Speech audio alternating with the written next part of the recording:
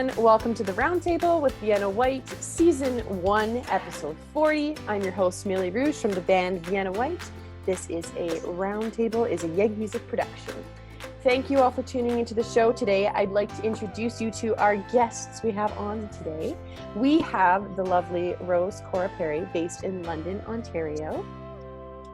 And we also have a very special guest, Marissa Kay, who you may or may not know, from the band Vienna Whyte. Awesome. Hello. Thank you, everybody, for being here today. I want to quickly talk about, in 2 to 3 minutes or less, about your musical journeys and kind of how you guys got into music and kind of where you're at now with your music in this kind of time in the world. So Marissa Kay, you are from the band Vienna Whyte. Can you tell us a little bit more about your musical journey and how you got into this band Vienna Whyte? Yeah, so I started off as a solo artist, Marissa Kay. I've been in a couple of different bands over the years, but Vienna Whyte is the biggest project that I've been working on currently, and the only project I'm working on currently with you, Millie. We met in university, and we started the band back in December of 2019. So we've been a band for about 7 or 8 months. Not very long. Yeah, we're a baby band. Now, Cora Perry, can you tell us about your musical journey and how you got to where you are today? Sure. So it's a bit of a long story, but I will try and give you a synopsis. I started when I was about 4 years old. I did classical vocal training for about 14 years. When I was a teenager, I got really depressed and discovered rock and roll. It's a great outlet when you don't know how to deal with crazy emotions, let me tell you. So I formed my first band as a teenager. It was moderately successful, but we broke up so people could go to college, etc., live normal lives, so to speak. But the rock and roll bug had really bit me, and I stayed committed to it, and I formed another band, which ended up getting signed to a major label. Toured with them for about 4 years. Then I became a solo artist after that band disbanded. And then in 2016, I formed my latest project, The Truth Untold, with my drummer, Tyler Randall. And we have been touring around ever since. Awesome. Very nice. So is it just 2 of you in the band? Is it the drummer and you play guitar and vocals? So technically the band itself, it's myself and the drummer. We're the founding members. But on tour, we have bassists, like guest bassists that are us join us. To kind of enhance the live performance, but the band itself consists of Tyler and myself. Totally. Okay, that makes sense. That's kind of like Marissa and I. We're an indie pop duo, if we call it that. But I know when we are going to be playing live shows and hopefully touring, we'll expand our band a little bit, because it definitely does add to the performance for sure, like you mentioned, Rose. I'm so excited for that. It's going to be great. Yeah, it's going to be a good time, especially when all of us can get back into the world of gigging again and playing live shows in public places. The first concert back after all this is over is going to be like the biggest party ever. It's going to be awesome. It's going to be a rager. Yeah, I actually, kind of sad news is I read an article this morning. So where we're from in Edmonton, Canada, there's, we have limited music venues. We don't have a lot, unfortunately, but I actually read some articles that they think that at least 90% of music venues will be most likely closed down or like really struggling. So it's going to be a very interesting process to see kind of how musicians move forward once we get through this. And I think the biggest concern that I have as an independent artist, like both of you, is that generally speaking, the venues and the festivals that people at our level tend to play are the ones that are not as well funded, or they're fundraisers, or they're smaller venues, so they don't have big corporations like Live Nation behind them. And so it's going to be a lot more strenuous on those events and those venues going through a period of closure like this, even if it's only temporary, because they don't have those access to resources. Like Live Nation, of course, is going to be losing money during this time too, but they have multiple streams of income. They don't just have that one bar down on, First Street that needs to bring in local musicians every single night to make a living. It's a very, very different kind of scenario. And I know I'm very scared of that same outcome, wondering when this is all over, is there going to be anywhere for independent musicians like us to even play? That terrifies me. Yep, absolutely. I think we're going to have to branch out as musicians and be a little bit more creative. Like I know I'm a co-owner of a company called YEG Music here in Edmonton, and we basically curate live music shows. So for us, even I'm thinking like, okay, maybe half these venues will be closed down. But a lot of our acoustic singer-songwriter shows that we host in cafes. So I think it's just a lot of Right. finding different places and different opportunities where we can, like maybe we'll be playing at like plant garden centers because there's nowhere else to play. But I know for, you know, a heavier based rock band, there's no way you can just play in a cafe. Like that's not going to work. That's not going to No, slide. unless you want everyone to go deaf. Yeah, exactly. Like, So, I think it's going to be a thing of like, it's going to build up slowly. Like it's basically, we're going to be starting back from square one after all this is done. Like all the live music venues are going to basically have to start over when all this is finished. And like, it'll start with the cafes and then eventually like it'll probably start opening up places when there starts to grow when the demand starts to grow. But yeah, it's going to be, can't say it doesn't look bleak right now, but you know, whatever, smile, it's fine. The starting over thing, though, equally applies to musicians, right? Because for my band, for example, September 2019, we just released our debut EP. We'd been working on this, putting a ton of promotion behind it. All that momentum we just established is now gone because this whole year is a wash. We're not going to be able to play anywhere. Everything at our end of Canada has been canceled all the way till September. And as our primary festival circuit is between May and September, that means no shows are going to happen. And so all of that effort and all that time and all those resources that we put into recording this EP and letting it out to the world, like all of that basically has been, you know, kind of minimized to nothing. And come whenever this ban is lifted, we're going to have to start from scratch again. And I mean, the other thing that you have to consider is that if all of us are on lockdown, no one's playing, everybody's going into the studio to record new music, well, then it's not a novel idea anymore. And if every band and their sister has new music coming out, there's not enough media outlets to provide coverage for that, ergo build up momentum, ergo be able to get bookings. So like ricochet effect that this has is incredible. Absolutely. I totally agree. And I think it's going to be a learning process for everybody for sure. Well, thank you both for sharing. Sorry, Marissa, I didn't mean to cut you off. No, that's okay. I was just going to say you kind of have to get creative with all that stuff, but absolutely. So again, thank you both for sharing. I appreciate you kind of giving us your insight to kind of your music life and world, because it lets our audience know a little bit more about you before we start talking about our topic. So our topic for today, I want to talk about, then this kind of actually has to do with what we were just bringing up, is how to improve your online presence. So it seems like a funny thing to bring up, but I want to chat about just some basic ways to kind of improve how you reach out to your audience and different techniques and tips you guys kind of have. So my first question I want to open up to the both of you. Has having an online presence always come naturally to you? Why or why not, if it hasn't? Rose, do you want to start this off and kind of let us know about your journey with your online presence?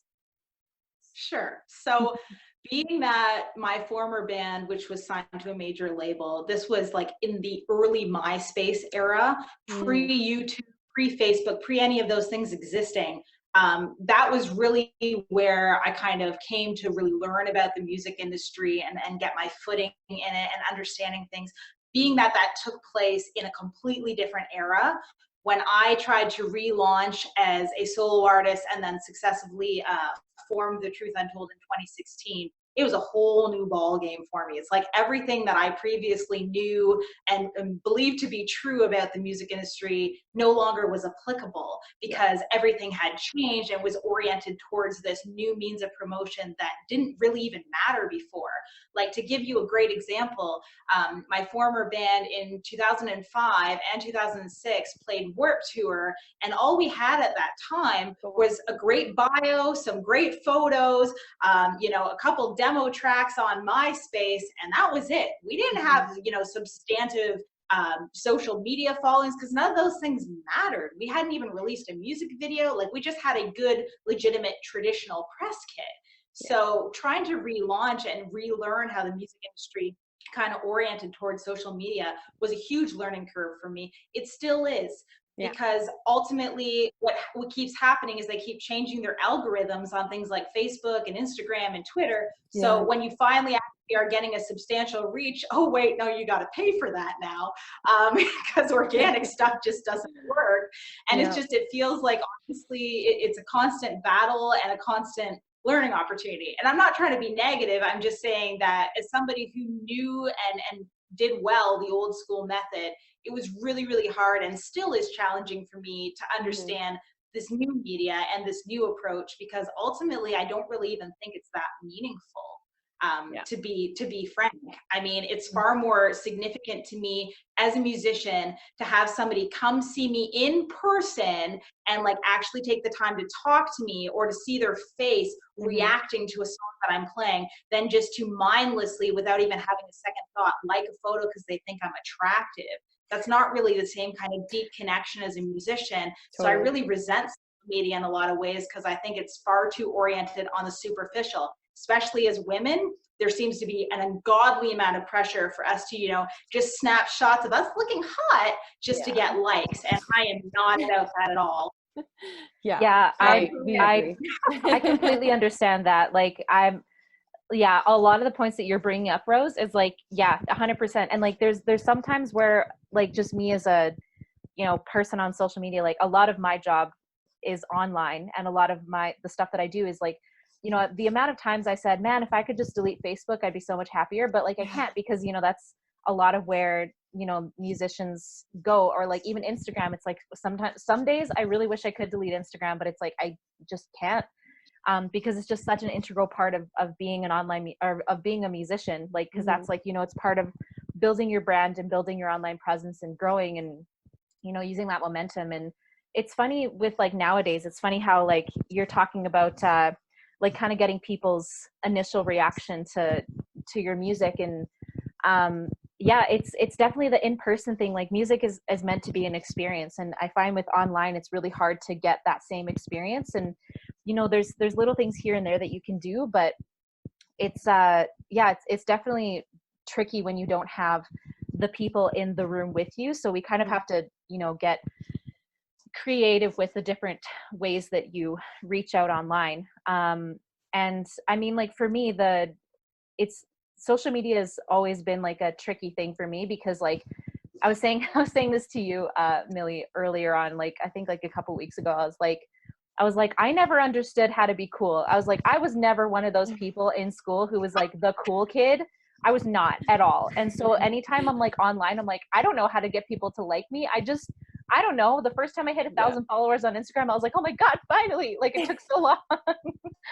So it's like, it's hard not to put your worth into that too. Like it's really hard not to take, you know, the losing followers personally, or it's not, it's, you know, it's hard not to tie your own identity to it, even if it's just like for your job with social media. So it's, especially nowadays, like it's hard to stand out and be unique.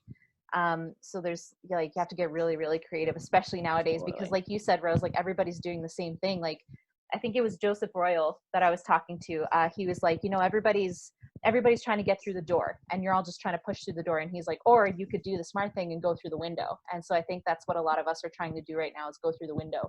Yeah. So absolutely. Yeah. Who or what have you learned from the most about online social media techniques? So maybe what platform or who as an individual did you maybe learn the most about these things through? Marissa, what has been your experience with like learning about like social techniques? I know you have different outlets you kind of learn from. Yeah. So like I've sat on a lot of different social media like committees, I guess. Like I did my own social media for a while, and then I did the social media for this Ukrainian band that I was a part of. Actually, I'm wearing the shirt right now, but I was helping with social media there, and I was also helping with social media for a dance group that I was in. So a lot of the things that I learned, I actually learned most of it being a part of Vienna Whyte, which is kind of hilarious. Like, you know, we sit down and we have these meetings every single week, and we talk about what are some ways that we can kind of stand out, and what are some ways that we can build our brand as a sense. And I never really understood the importance of building a brand. So I think the first thing I learned was like knowing which social media platform is the best for you and your genre of music. Yeah. So like for us, Instagram is like the biggest. Instagram and YouTube are pretty big for us because we're a pop duo. So like naturally our demographic is going to be a lot younger than, you know, like for me and my solo stuff, it was when I was focusing on that, it was like, you know, probably like 30 plus. But for us, it's probably a bit younger. So Instagram and YouTube makes sense, and TikTok too, like makes a lot of sense for us. So I think it was just understanding which one fits your genre the best was the biggest thing I learned. And just making sure that you have a plan of what you're posting as well, because again, like that was a thing that I didn't really think about doing my solo stuff. I was just like, yeah, I'll just kind of post whenever I'm doing something, I'll post, and it was just like, I saw social media as a thing of just like telling people what I'm doing. And I didn't really see it as like a promotion advertising thing, but like even after the last like 7 or 8 months, I was like, the amount of growth that I've seen over the last little while has just like blown my mind, and has completely changed my view of how powerful social media can be if you use it the right way. Absolutely. Yeah. Rose, did you have anything to add to that? So, I mean, especially when I was first getting started back into the music industry, so to speak, after taking a bit of a hiatus there and getting this band started, I read a lot of articles. And I mean, I know that might sound like a cop-out answer, but it's the truth. I read, great advice and practices, because there's tons of resources out there. And I've also gone to a lot of conferences where I've sat in on panels that have been discussing this kind of thing with experts. And I've just tried to pick up little bits and pieces along the way, see what, my competitors in my similar genre are doing, and kind of emulating that if they're having success doing that kind of thing. I think that's kind of really, really the best way, in my view, just to kind of figure out what other people are doing, what's working for them, what's not working for them, what might be applicable to you, and how you can kind of spin it and make it your own and make it unique to what you are trying to represent in terms of being your band/brand. Yeah. Well, Absolutely. and that's actually interesting that you bring that up, Rose, because like literally everything you're talking about is what we're doing as a band, which is, we have this discussion of like, okay, what's everyone else doing right now? And it's like, okay, that seems to be working for everybody else. And then for us too, we're like, because we're a new band, we haven't released a ton of stuff. We're focusing on just like the building of our name. So like, that's like the whole reason why we're doing these roundtables, the whole reason why we're doing the Instagram live streams, is just to like branch out and talk to as many people as possible and connect with as many people as possible. I mean, the other side of it is also just like, human interaction, because we need it. And it's hard with social media, and like you can go on Instagram and you can like a bunch of people's stuff and you can like comment and stuff, but at the end of the day, like that's not going to be as good as a conversation that you might have with somebody. So that's the other thing, was it gains perspective for us as well. But yeah, just, and like do like different ways of emulating what other people are doing and trying to take what they're doing and kind of put our own spin on it, which I think is what you touched on. And I think that's like really, really smart. Absolutely. If Beyonce didn't have an online presence, do you think that she would still be idolized to this day as she is now, as the queen bee? Yeah, because she started way before any of this stuff mattered, to be honest. Yeah. I mean, she started back in the 90s, which at least was the era I was growing up in. I can't speak for the two of you. You both are young and beautiful, so you're probably younger than I am. But she started back, in Destiny's Child day, right? And I remember watching that whole trajectory and her becoming a solo artist, and she would still have absolute name recognition among my generation, at least. I can't speak for the younger crowd, but I mean, on the same token, younger people mistake modern artists doing covers of old songs as their own material. So, I mean, the age of the internet is not necessarily great in terms of people getting recognized for their own efforts accurately. Just throw it out there. Well, absolutely. And it's interesting that that's like that whole thing of like Beyonce started off in that area, and now she's this queen bee, like everyone knows her. I think it's interesting to think about her and then think about someone like Billie Eilish, whose career started online, which is insane. So like if I had to compare like Beyonce versus Billie Eilish, not saying I'm pitting them against each other, but like for someone like Billie Eilish, like she probably wouldn't be as well known today if she hadn't had all these resources. Like yes, she knew the right people, but with Beyonce it's different, because you're right, like she was in this band and she was signed to a label. I feel like having the internet is like the new signing to a label thing. Like we're all signing to a label, but it's just the label of the internet, and we get to choose what we do with it. So it's kind of like a freeing thing. But yeah, you're absolutely right, Rose. She's a household name, that's for sure. Mm-hmm. Now, Well, I think. Yeah, go ahead. Sorry, Rose. I was just going to add on to what you were saying. I think that the internet is leveling in one capacity, in that it allows everybody access to opportunity, but it's also allows everybody access to opportunity means that there's that much more competition, right? Yeah. And despite the fact that we have this access, if you have high-speed internet, you can put something out there and the whole world can possibly see it. There are still a lot of really hidden socioeconomic factors that go into the trajectory and success of somebody being a musician that often aren't talked about. Like even the amount to actually record a decent sounding CD. Even though we don't even physically make CDs really anymore, the amount you have to pay to the recording studio, the amount you have to pay to the producer, if you don't have the skills to do it at home, which not all of us have. Even right now, the fact that not all musicians would be able to participate in this because they might not have a decent home setup that they want seen on camera. They might not have a phone or a laptop or some sort of video means of being able to show themselves. Like, it's not equal. There are still these socioeconomic factors that we don't take into consideration. And so even though, yes, everybody can go on the internet, it doesn't mean everybody goes on the internet in the same capacity. I mean, I've seen Instagram accounts where it's other independent musicians, and I swear to God, it's like every 2 days they have enough money to have a full-fledged photo shoot with them looking beautiful and like, people who should be in magazine. I'm like, well, I wish I could afford that, but I mean, let's be practical. It's insane to me. So I think that even though we can all have access, we really seem to kind of skate over that fact that it's not even and it's not fair, and that there aren't other factors at play. And just because people don't pay for music and I can put it online and not expect any, finances back from it because they just want to stream it, that doesn't mean it didn't cost a heck of a lot to put it up there in the first place. Yeah, that's a good point. I guess you're absolutely right. Like it isn't equal when you think about it. Like I guess not everybody does have the same the same options, but that actually brings up the interesting point of like the internet being not a privilege, but like a what's the word I'm looking for, like a need. Like the internet is now a need. Like we're all super connected, so it's we rely on it. Yeah, that's a really good point that you bring up. Yeah, I never thought about it that way. And also, like, I mean, a lot of musicians online, they kind of are forced to, or not forced, but like you have to be good at a lot of different things if you want to try to do things on your own. Otherwise, you have to hire outside people or just like beg a friend to help you. And I know a lot of people who do that. I mean, I've done that before. My dad's a photographer. He's done a lot of photo shoots for me for free.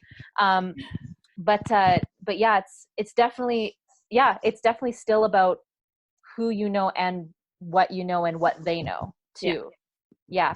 And money. Yeah. Yep. And money. 100%. 100%. I agree. If you guys could make one app disappear forever out of existence, which one would it be and why? I'll let you go ahead this time. Does it have to be a social media app or can it be any app? Because I think you know the one I would pick. Oh, I was talking more about music presence, not dating. All right, online. fine. I was gonna say let's delete Tinder from existence. Let's just burn it. But anyway,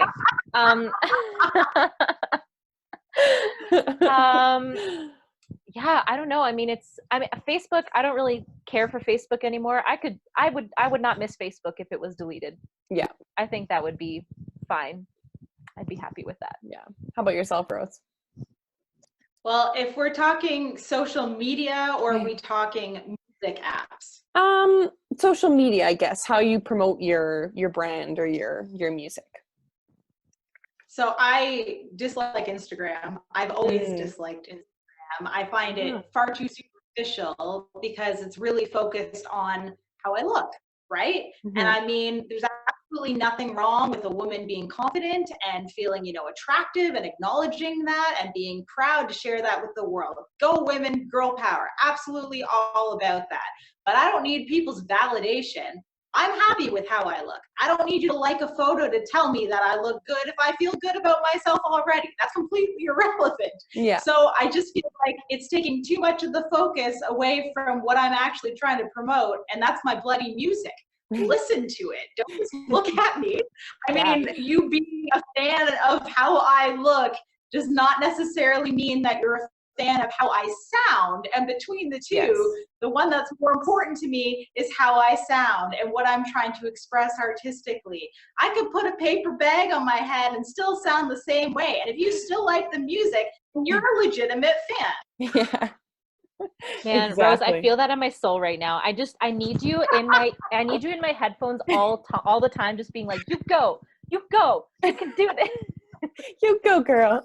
I need that in my life all the time. That's amazing. So really quick for our last question here, what kind of final advice would you give for an artist who are just starting on a new band, they're starting on a new project, and they're starting to create their accounts for their online kind of branding? What advice would you give them? Marissa, do you want to start it off? Yeah, sure. I would say, first of all, I'd say, like, if you're going to go on social media, like, make sure the name isn't already taken, but that's just kind of like a given, because that's going to cause a lot of problems. And make sure it's like, one thing I've noticed with people when I'm like researching some people, when I'm like going to interview them, I'll search up their name and then I get a whole bunch of other people instead of that person. So I think like you have to try to be as unique as possible and make sure that your name is like, when I search your name, it comes up. Yeah. And I don't have to like dig for you. The other thing would be, I'd say, like, know which social media platform is best for you. So whether that's Facebook, like, think about your demographic, think about which one you want to focus on. I think if you try to do all of them at once, it's going to be really overwhelming. So I would say, like, similar to what we're doing, like, we're focusing on Instagram and Facebook, or Instagram and YouTube. So I would say, like, pick a social media platform that you want to grow and start with that one, and then get that one 100% and get that one feeling good and know what you're doing with that one. And then from there, you can kind of branch out and do other things. But kind of, I guess, know what you want out of social media. Like, why do you want to be posting? What is the purpose for you? Like, what is the purpose for posting on Instagram? Are you trying to grow your audience, or are you just trying to tell people what you want to do? So having intention is really important. Yeah. How about you, Rose? And I think, just again, building off of that point, I thought that was really fabulous what she just said about having intention. I think it's knowing what the goals are of the band is going to dictate what you do as a band and what's actually important to you. If you just want to be a musician for the sake of, excelling at a craft and writing songs that fill your soul, none of that stuff matters. If you want to try and, play stadium tours, then you're going to have a very different perspective.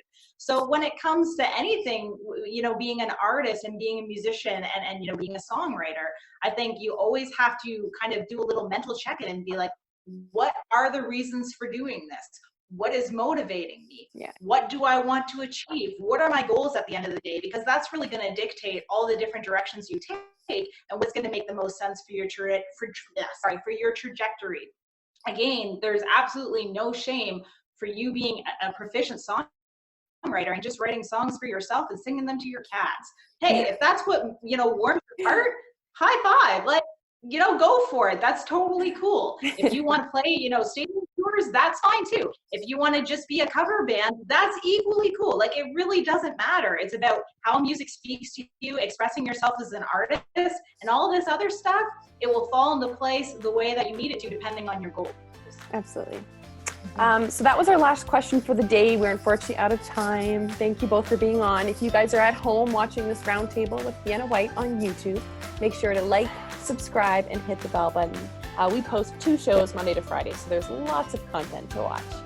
If you want to hear this conversation instead through podcast format, just search Vienna Whyte Podcast. Now, before we head out, could I get the both of you to just say your stage name and where our audience can find you on social media? Marissa, can you start it off?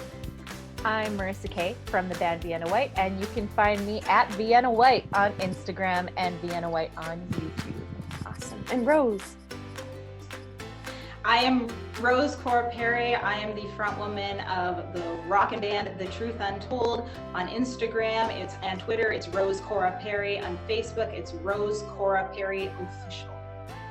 Amazing. Thank you so much. It was great meeting you, Rose. Have a great day, everyone. Bye-bye. Bye.